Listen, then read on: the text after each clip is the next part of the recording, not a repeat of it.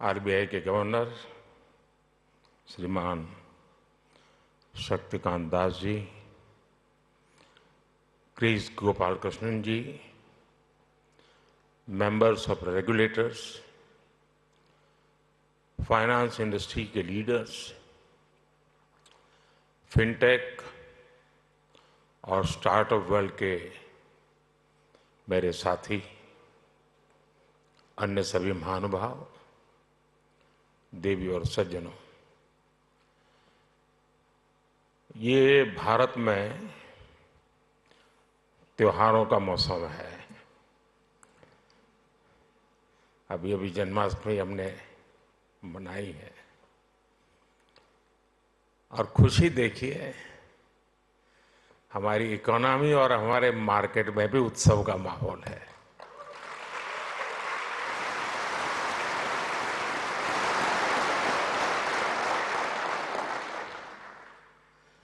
इस festive mood में ये ग्लोबल फिनटेक फेस्टिवल हो रहा है।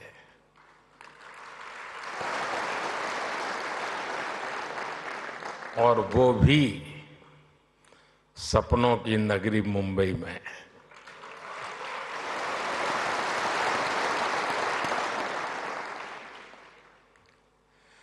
मैं देश और दुनिया से आए यहाँ सभी मेहमानों का अभिनंदन करता हूँ, स्वागत करता हूँ।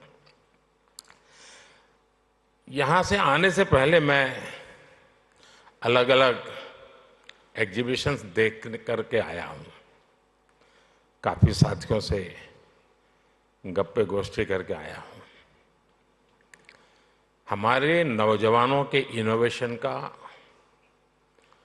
और फ्यूचर की संभावनाओं का एक पूरा नया संसार वहां दिखाई दे रहा है।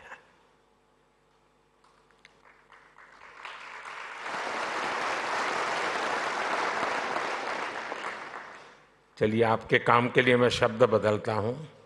एक पूरी नई दुनिया दिखाई दे रही है।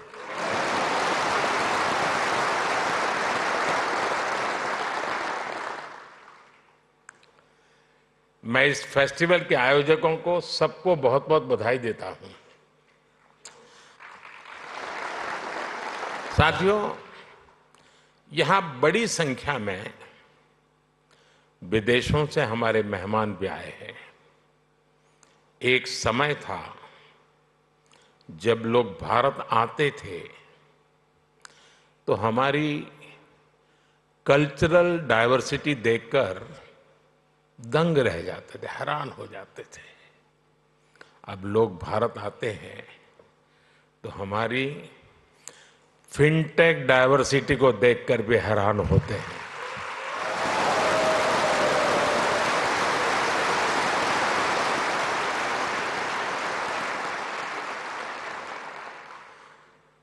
एयरपोर्ट पर लैंड करने से लेकर स्ट्रीट फूड और शॉपिंग एक्सपीरियंस तक भारत की फिनटेक क्रांति चारों तरफ दिखती है। पिछले 10 साल में फिनटेक स्पेस में $31 बिलियन से ज्यादा का निवेश हुआ है।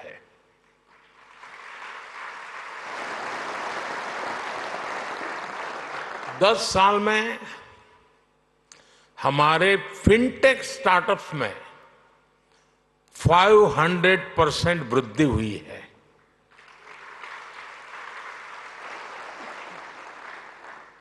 सस्ते मोबाइल फोन, सस्ते डेटा और जीरो बैलेंस जनधन बैंक खातों ने भारत में कमाल कर दिया है।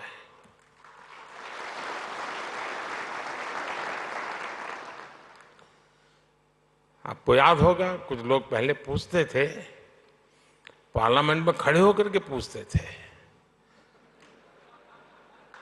और अपने आप को बहुत विद्वान मानने वाले लोग पूछते थे।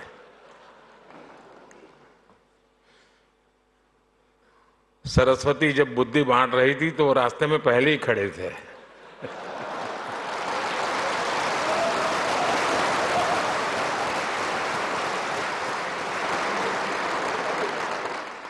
और क्या कहते थे?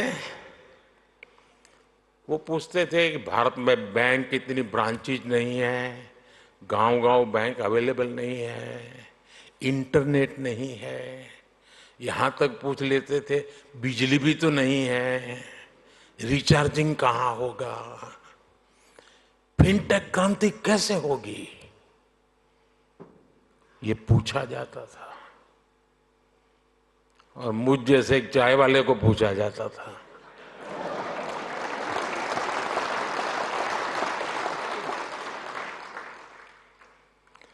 लेकिन आज देखिए, एक दशक में ही भारत में ब्रॉडबैंड यूजर 60 मिलियन यानी 6 करोड़ से बढ़कर 940 मिलियन यानी करीब 94 करोड़ हो गए।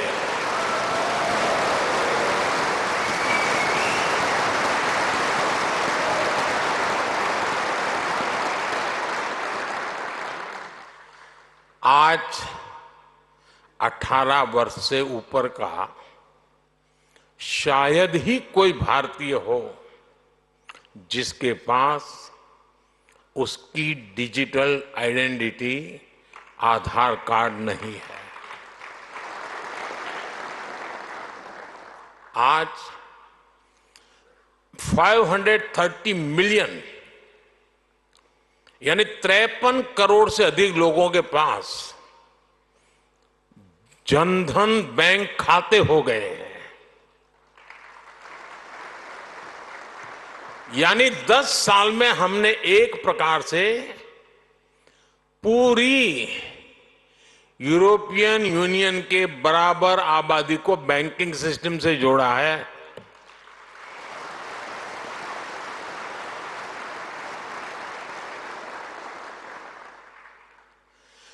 साथियों, जनधन, आधार, मोबाइल की ट्रिनिटी ने एक और ट्रांसफॉर्मेशन को गति दी है। कभी लोग कहते थे कि कैश इज किंग। आज दुनिया का करीब करीब आधा real time digital transaction Bharat में होता है।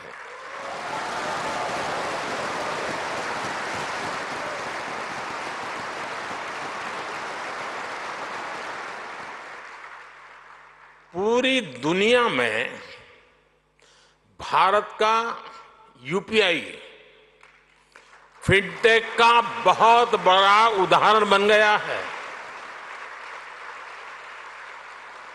आज गांव हो या शहर, सर्दी हो या गर्मी, बारिश हो या बर्फ गिर रही हो, भारत में बैंकिंग सर्विस 24 घंटे, 7 दिन, 12 महीने चलती रहती है।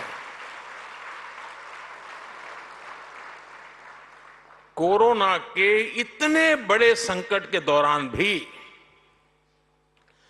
भारत दुनिया के उन देशों में था जहां हमारी बैंकिंग सर्विस बिना किसी दिक्कत के चलती रही।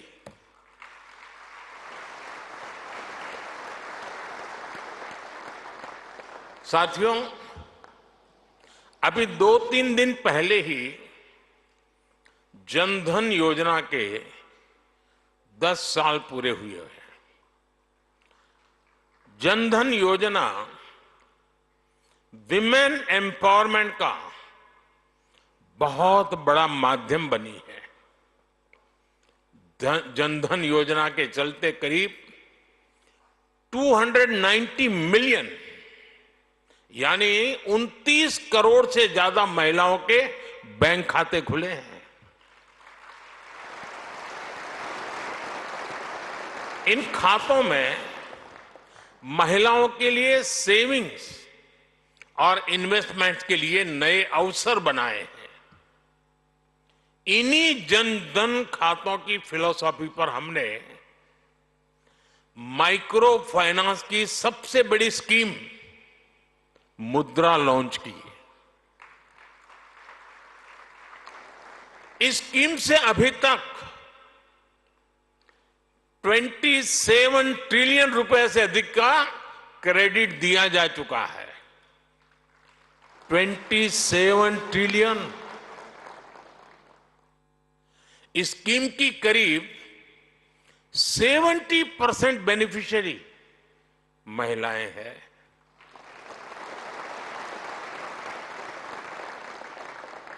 जनधन खातों ने महिलाओं के सेल्फ हेल्प को भी बैंकिंग से जोड़ा। इसका फायदा आज देश की 10 करोड़ रूरल विमेन को मिल रहा है। यानी जनधन प्रोग्राम ने महिलाओं के फाइनेंशियल एम्पावरमेंट की एक मजबूत नींव रखी है।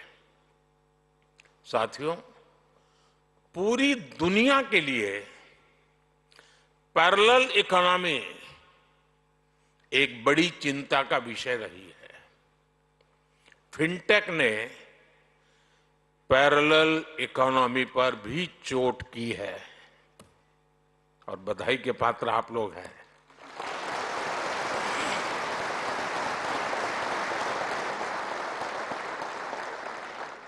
आपने ये भी देखा है कि कैसे हम भारत में डिजिटल टेक्नोलॉजी से ट्रांसपेरेंसी लेकर आए हैं। आज सरकार की सैकड़ों स्कीम्स के तहत डायरेक्ट बेनिफिट ट्रांसफर किया जाता है। इसमें सिस्टम से लीकेज बंद हुई है। आज लोगों को फॉर्मल सिस्टम से जुड़ने में अपना लाभ नजर आता है। साथियों, भारत में फिनटेक की वजह से जो ट्रांसफॉर्मेशन आया है वो सिर्फ टेक्नोलॉजी तक ही सीमित नहीं है। इसका सोशल इंपैक्ट बहुत व्यापक है। इससे गांव और शहर की खाई को ब्रीच करने में मदद मिली है। कभी हमारे यहां बैंक की सर्विस लेने में ही एक पूरा दिन लग जाता था। एक किसान के लिए, एक मछुआरे के लिए, एक मिडिल क्लास परिवार के लिए ये बहुत बड़ी मुसीबत थी। फिनटेक ने इस समस्या को दूर किया। कभी बैंक सिर्फ एक बिल्डिंग तक सीमित हुआ करते थे, आज बैंक हर भारतीय के मोबाइल में सिमट गए हैं।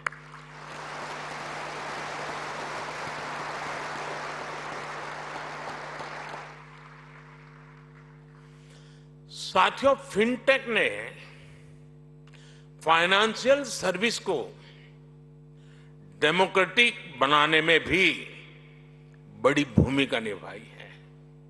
Loan, credit card, investment, insurance जैसे प्रोडक्ट सबके लिए आसानी से सुलभ हो रहे हैं। फिनटेक ने एक्सेस टू क्रेडिट को भी आसान और इंक्लूसिव बना दिया है।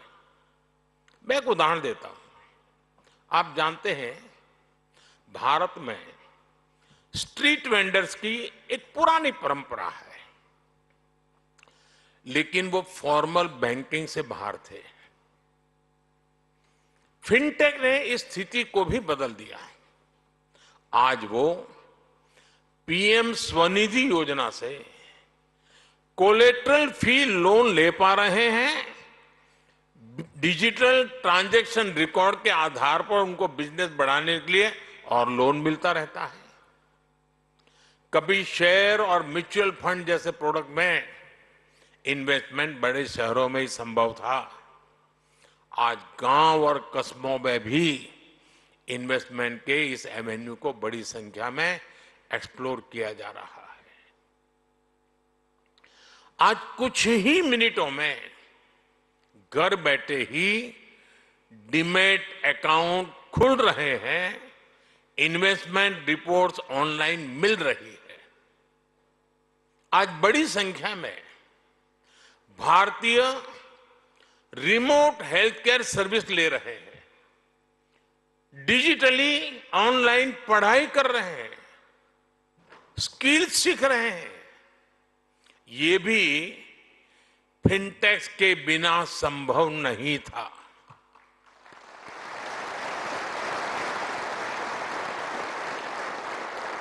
यानी भारत की फिनटेक क्रांति dignity of life, quality of life उसको बेहतर बनाने में भी बड़ा रोल निभा रही है। साथियों, भारत की फिनटेक क्रांति की उपलब्धि सिर्फ इनोवेशंस के लिए ही नहीं बल्कि एडॉप्शन लेकर के भी है। भारत की जनता ने जिस स्पीड और स्केल पर फिनटेक को एडॉप्ट किया है उसका उदाहरण कहीं और नहीं मिल सकता।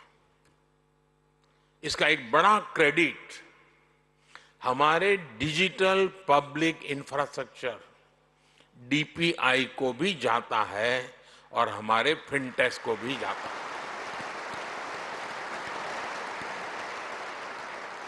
देश में इस टेक्नोलॉजी को लेकर ट्रस्ट पैदा करने के लिए अद्भुत इनोवेशन किए गए हैं।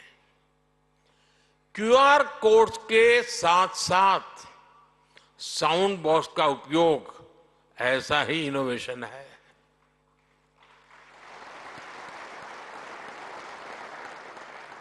हमारे फिनटेक सेक्टर को सरकार के बैंक सखी कार्यक्रम का भी अध्ययन करना चाहिए। और मैं सब फिनटेक के वाले नौजवानों को कहना चाहता हूं, ये बैंक सखी है क्या? मैं अभी जलगांव आया था एक दिन, तो मैं ऐसी बैंक सखियों से मिला तो बड़े गर्व से कहती मैं एक दिन में 1.5 करोड़ रुपए का कारोबार करती हूं।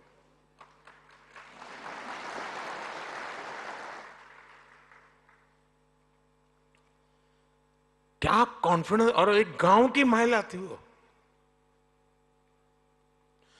हमारी बेटियों ने गांव गांव में बैंकिंग को, डिजिटल अवेयरनेस को जिस प्रकार फैलाया है उससे फिनटेक को एक नया बाजार मिला है। साथियों, 21वीं सदी की दुनिया बहुत तेजी से बदल रही है। करेंसी से क्यूआर कोड तक की यात्रा में सदियां लग गई, लेकिन अब हर रोज हम नए इनोवेशन देख रहे हैं। डिजिटल ओनली बैंक्स और नियो बैंकिंग जैसे कंसेप्ट हमारे सामने हैं। डिजिटल ट्विंस जैसी टेक्नोलॉजी डेटा आधारित बैंकिंग को नेक्स्ट लेवल पर ले जा रही है। इससे रिस्क मैनेजमेंट, फ्रॉड डिटेक्शन और कस्टमर एक्सपीरियंस सब कुछ बदलने वाले हैं।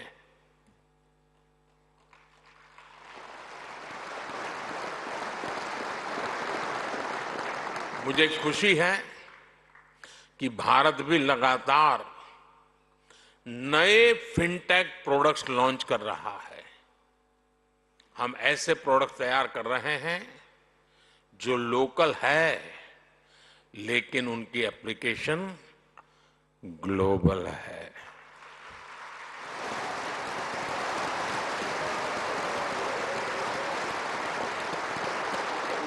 आज ओएनडीसी यानी open network for digital commerce online shopping को इंक्लूसिव बना रहा है। ये छोटे बिजनेस, छोटे एंटरप्राइजेस को बड़े अवसरों से जोड़ रहा है। अकाउंट एग्रीगेटर्स लोगों और कंपनियों का कामकाज आसान करने के लिए डेटा को यूज कर रहे हैं। ट्रेड प्लेटफॉर्म की मदद से छोटी संस्थाओं की लिक्विडिटी और कैश फ्लो बेहतर हो रहे हैं। ई रूपी एक ऐसा डिजिटल वाउचर बना है जिसे कई रूपों में इस्तेमाल किया जा रहा है। भारत के ये प्रोडक्ट्स विश्व के दूसरे देशों के लिए भी उतने ही उपयोगी हैं। और इसी सोच के साथ हमने G20 प्रेसिडेंसी के दौरान global digital public infrastructure repository बनाने का प्रस्ताव रखा था, जिसे G20 मेंबर्स ने खुले दिल से स्वीकार किया था। मैं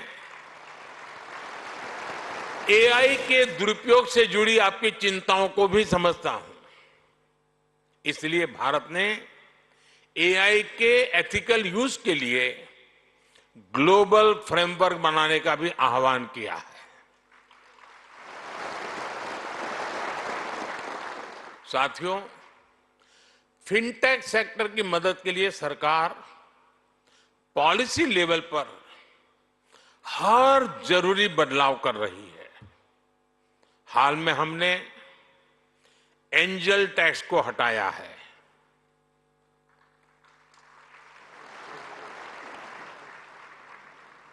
ठीक नहीं किया?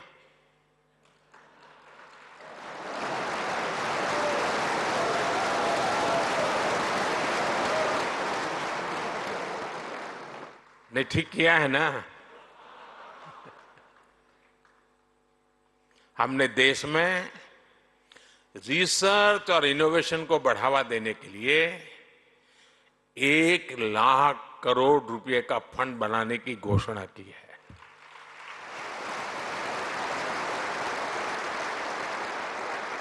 हमने डेटा प्रोटेक्शन कानून बनाया है। मेरी हमारे रेगुलेटर से भी कुछ अपेक्षाएं हैं।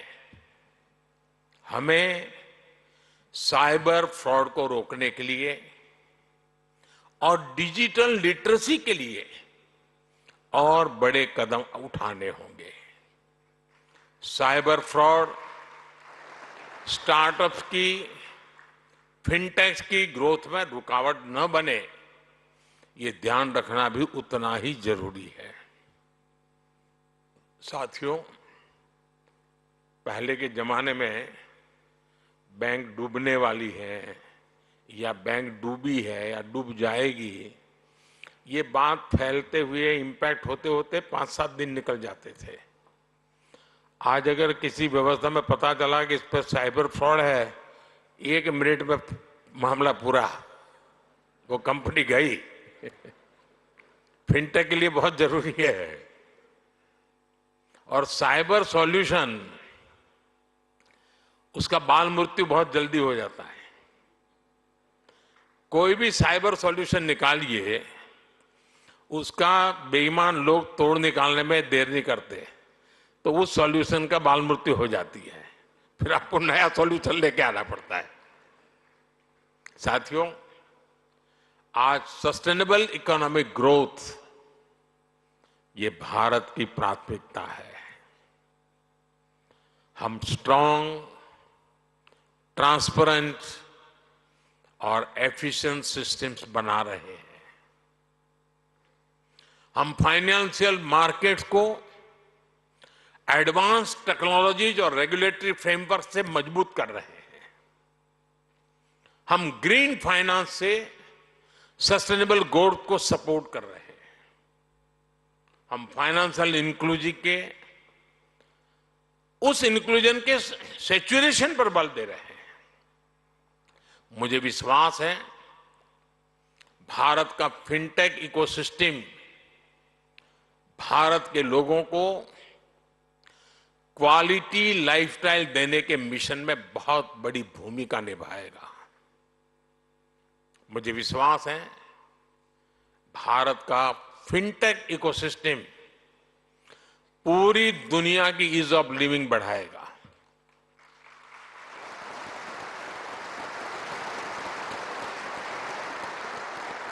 और मुझे मेरे देश के युवाओं की टैलेंट पे इतना भरोसा है, इतना भरोसा है, और मैं कहता हूं, बड़े विश्वास से कहता हूं, our best is yet to कम।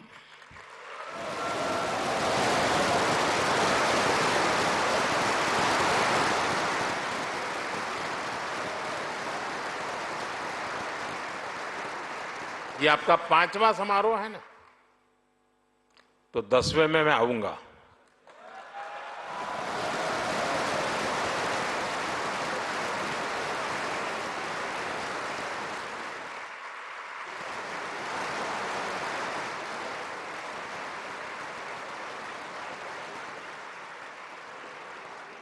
और तब आपने भी कल्पना नहीं की होगी, वहां पर आप भी पहुंचे होंगे दोस्तों।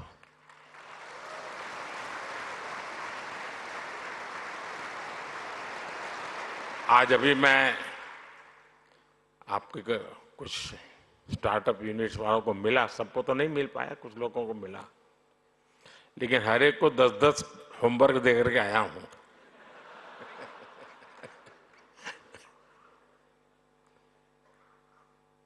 क्योंकि मैं समझ सकता हूं कि बहुत बड़ा बदलाव लाने वाला क्षेत्र है साथियों। एक बहुत बड़ा रिवॉल्यूशन हो रहा है और उसकी मजबूत नींव यहां हम देख रहे हैं।